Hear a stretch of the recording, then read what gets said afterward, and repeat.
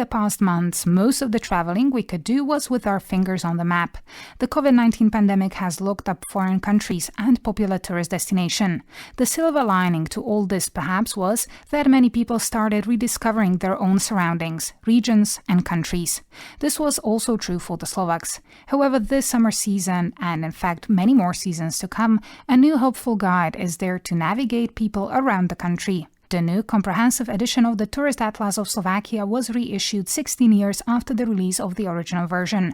Moreover, foreign tourists can use this atlas too, as the new edition contains English translations.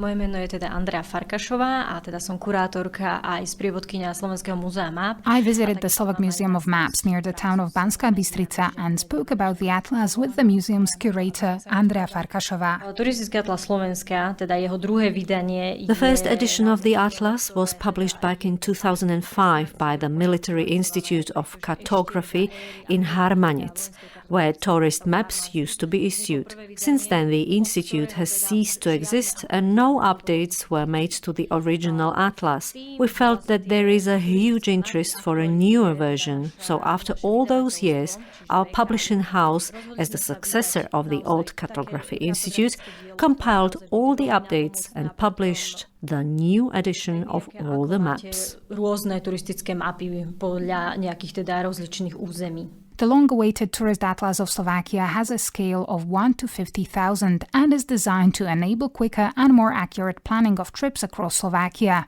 For the first time, the atlas also contains English translations. Well, maps, in fact, are quite a universal form of understanding one's surroundings, with or without knowing the language. Andrea Farkašová adds that they can become even handy tools for communication. Také možno nejaký turista aj zablúdi, alebo možno niečo hľadá konkrétne, Well, it is not a rare situation that a tourist gets lost and needs to ask locals or other tourists for directions and might have some language issues. But I will put it this way.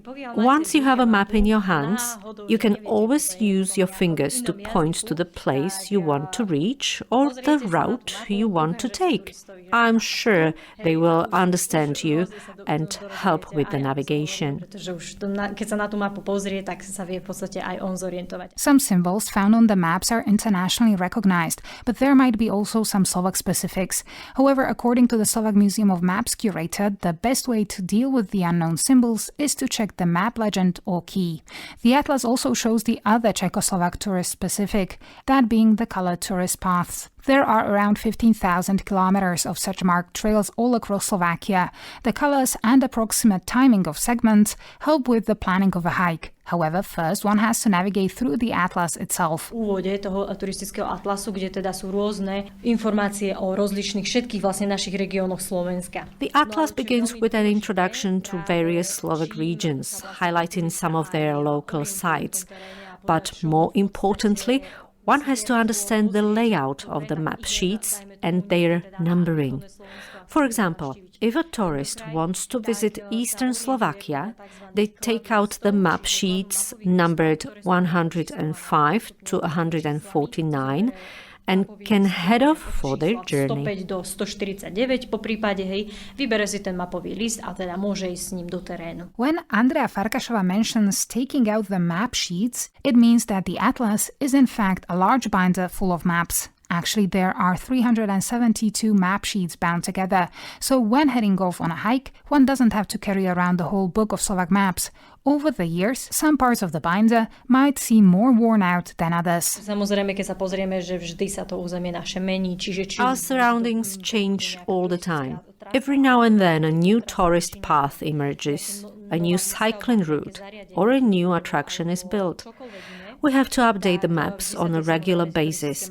For that reason, we will reissue some of the respective map sheets over the next years. Dá sa povedať už vymeniť ten mapový list daný, ktorý teda sa už aktualizoval. Even though we have been speaking about the Tourist Atlas of Slovakia, within the maps one can find special international hikes, pilgrim routes, and even useful information for cyclists. Such a thick atlas is definitely not only a book that should look good on a library shelf. Its creators hope it will be used on a regular basis by people interested in discovering Slovakia. And as Andrea Farkašová, curator of the Slovak Museum of Maps, concludes, there is still a big advantage of paper maps, even in the era of GPS navigation and tourist apps, as paper never runs out of power and never loses signal. So, bon voyage!